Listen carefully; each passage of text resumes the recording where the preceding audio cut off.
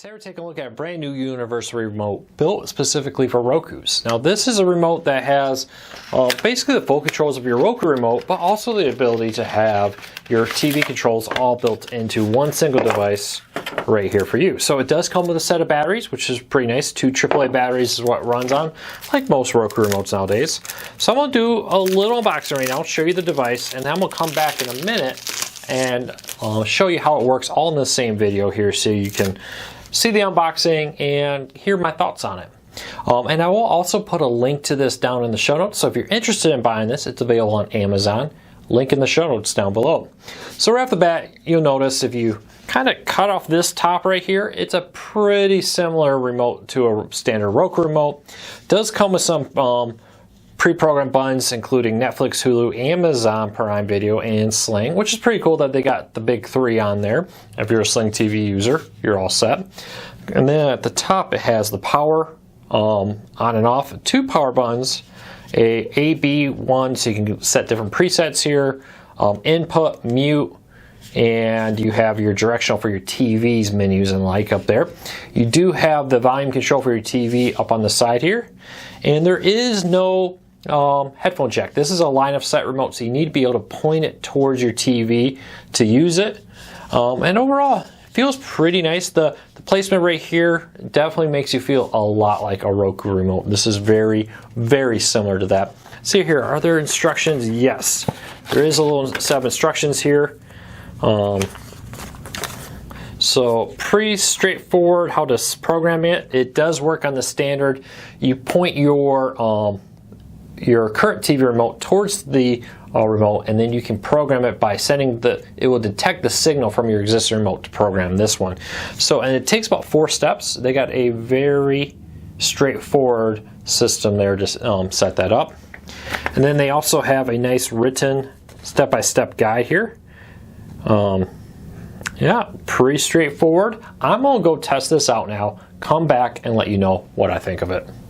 So I've been playing around with the remote for a little while now and wanted to kind of show you the different features of it, how easy it was to set up, and compare it to an existing Roku remote. Now this is my TCL Roku TV remote. This is also a Roku line of sight remote, and you can see they're not that much different. The height's about the same, just slightly a little bit longer, which you would expect from the additional controls on it, but overall very similar. It does have the newer Roku layout with the fatter play button, which I really do like that. You see in the older Roku remotes, like this older Roku TV remote here, see how small the play button, there we go, the play button is, and then compare it to the play button on this. So just a lot easier to find it on your thumb when you're moving around. This bigger button layout is becoming standard on Roku devices now. They started rolling that out about a year ago. Past that, everything's pretty simple. What you do is, let's say this was your TV remote. You lay them facing each other, you hold down the power key for a few seconds.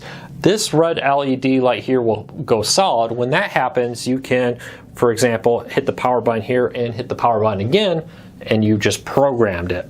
So it will flash and let you know, hey, we've successfully detected that signal and programmed it to that button.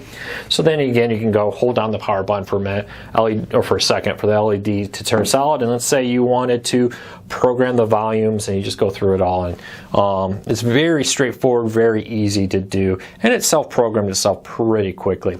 Inputs, everything work exactly as you want it. I do kind of wish the mute button was over here on the side. You notice on Roku remotes they have the volume up here and then the mute down here. I kind of wish they had that here instead of having the mute be a random button up here. Would have been nice to have one more function key here, but you can do a lot with this, and I was very, very happy. Now for me, most of my actions are on the Roku, so the ability to just have, you know, the input to maybe switch over to the different channels was pretty nice. A up down for the channels, of course, would have been another option there for your over there TV. Overall, I would say this is a very nice universal remote. If you've lost your remote or you want this, I would check it out. Doesn't have nearly as many options as your SideClick, which is a universal remote I'll put a link to, where you can have a whole row of, I should say on this one, have a whole row of additional buttons. There they do have the ability to have channel up and down, volume up and down, and more all in one neat spot on it. So Overall though, hey, 2 thumbs up for this. Seems to be very well built. The quality here is consistent with the existing Roku remotes. It feels really nice.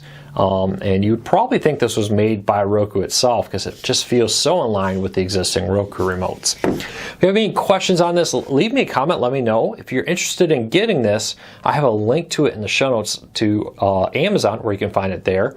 And hey, if you like this video, hit the thumbs up, hit that subscribe button for more cord cutting news, tips, tricks, and how-to guides.